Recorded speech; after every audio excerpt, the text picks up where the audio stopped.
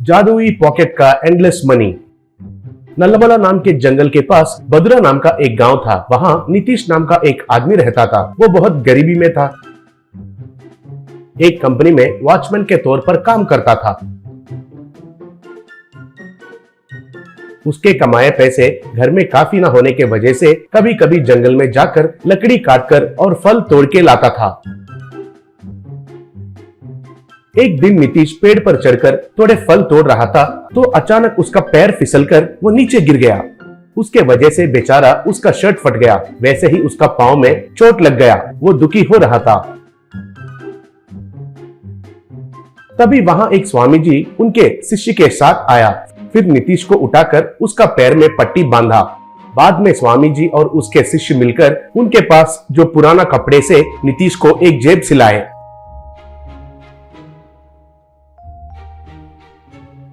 नीतीश उस जेब को हैरान से देख रहा था। तब स्वामी जी ने उसके जेब में 1 रुपए डाला। फिर नीतीश से स्वामी जी, देखो बेटा, तुम्हारा पिछले जन्म का दुष्ट कर्मा आज से खत्म हो गया है, इसलिए तुमको भाग्य रूप में ये जेब तुम्हारे शर्ट पर आई है। तुम अच्छे से जीकर धर्म के मार्ग में रहोगे तो इस जेब में रखा हुआ हर 1 रुपया दुगना हो जाएगा। मगर तुम धर्म के रास्ते से हटकर गलत काम किया तो तुम्हारा नुकसान हो जाएगा, कहा। तब नीतीश ने जेब में हाथ डालकर देखा तो उसे 2 1 रुपए का कॉइन्स दिखाई दिया। उनको देखकर वो हैरान हो गया। उसके बाद स्वामी जी को नमस्कार करके घर चला गया। ऐसे हर रोज जेब में पैसे दुगना होते गए।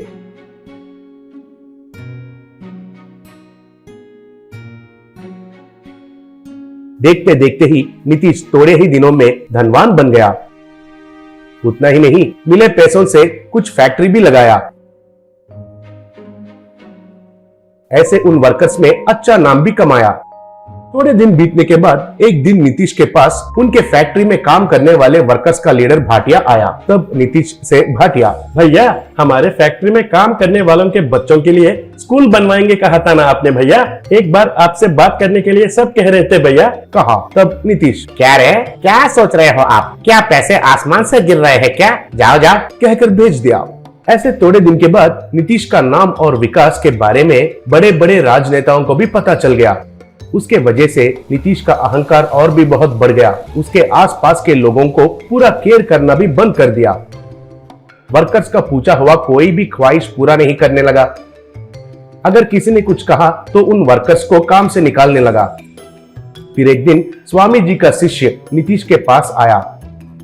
फिर नीतीश से वो शिष्य, देखो नीतीश, स्वामी जी ने तुमको दिया हुआ वरदान, वो जो पुराना जेब है ना, वो वापस देने के लिए कहा था। तुम गलत रास्ते में जा रहे हो, ये तुम्हारा भविष्य के लिए अच्छा नहीं है, कहा। तब नीतीश, क्या स्वामी जी ने पुराना जेब देने के लिए कहे थे?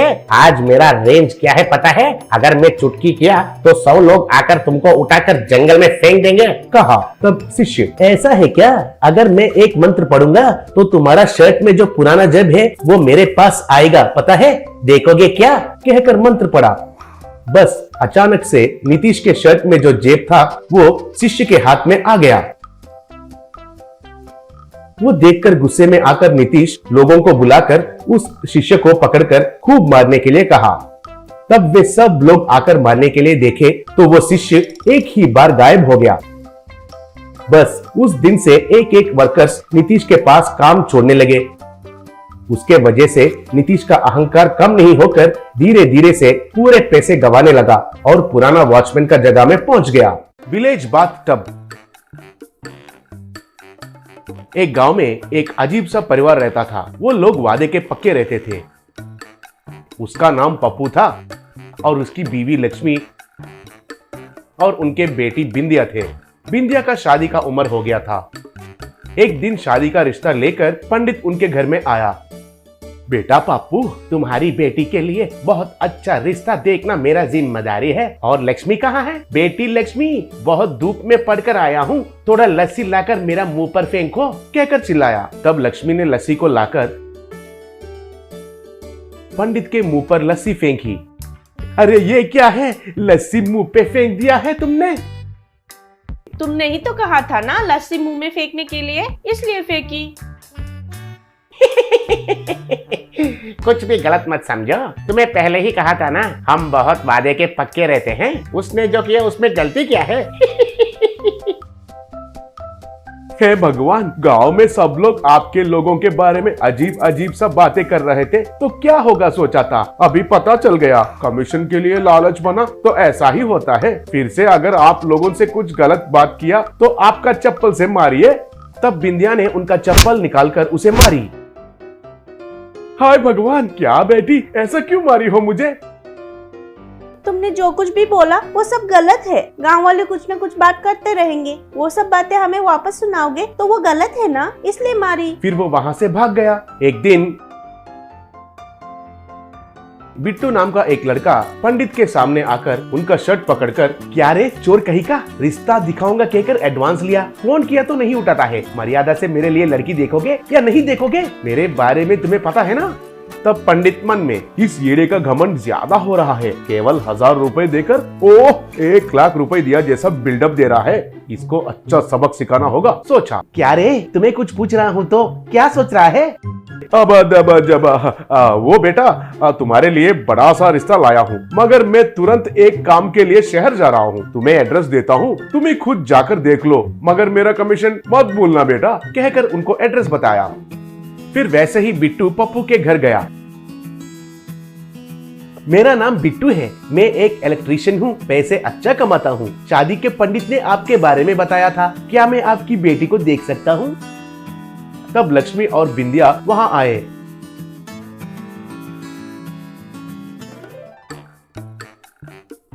बिंदिया को देखकर बिट्टू प्यार में पड़ गया। पिताजी, हम सीरियल देख रहे थे, तब करंट चला गया। करंट ऑफिस को फोन किया तो शाम तक नहीं आ सकते हैं, कहा ये कौन है? तब पप्पू ने बिट्टू के बारे में बताया। आप बिल्कुल फिक्र मत कीजिए, इस करंट का पोल में ही शायद समस्या है लग रहा है, मैं चढ़कर ठीक कर दूंगा। मैं जब कहूंगा तभी आप मेन को ऑन करना, कहकर गर्व से कहा। आपके कहने के बाद मतलब कितना समय लगेगा, ठीक से बताइए बेटा। ये तो छोटा काम है जी, 10 मिनट के बाद ऑन कीजिए बस है, कहकर खंबे पर चढ़कर ठीक करने लगा। तब पप्पू स्विच बोर्ड के पास खड़ा होकर ठीक 10 मिनट होने के बाद स्विच ऑन किया। बस बिट्टू को शॉक लगा और वो नीचे गिर गया। बुरा मत मानो बेटा, आप ही ने कहा था ना 10 मिनट, आधा घंटा कहना चाहिए था, अच्छा होता था। बहुत चोट लग गए हैं शायद, आइए गर्म पानी से नहाएंगे तो ठीक हो जाएगा। फिर बाथरूम में बकेट में हाथ डालकर बिट्टू जोर से, ये क्या है जी, ज्यादा गर्म नहीं है, छी छी कैसे गर है ये, कहकर चिल्लाया। फिर बाहर ठहरे हुए पप्पू, अरे ज्यादा गर्म है तो डेंजर हो जाएगा सोचकर ज्यादा गर्म नहीं किया, थोड़े देर रुकिए फिर से गर्म करके बेचता हूँ। क्या डेंजर होगा, मैं राजस्थान में भी गर्मा गर्म पानी से नहाता था, उतना गर्म होना चाहिए मुझे पानी। आप क्या करोगे कैसे करोगे मुझे कुछ भी पता नहीं है, मगर मुझे उतना गर्म पानी चाहिए। तब तीनों मिलकर घर के आगे एक बड़ा चूल्हा तैयार किया। फिर उसमें एक बाथ टब रखकर उसमें पानी भरा। फिर बिट्टू को जबरदस्ती तीनों मिलकर उठाकर लाकर उसमें बिठा दिया। वो गर्मी सह नहीं पाकर, उई माँ बंद कर दीजिए, बंद कर दीजिए, कहकर चिल्लाने लगा। उन लोगों ने उसे बाहर निकले बिना पकड़कर, पप्पू क्या है, बस इतना गर्म सह नहीं पाकर चिल्ला रहे हो, और थोड़े देर रुको और भी बढ़िया रहता है। तब बिट्टू उनसे छुटकारा पाकर उधर से कूदकर भाग गया।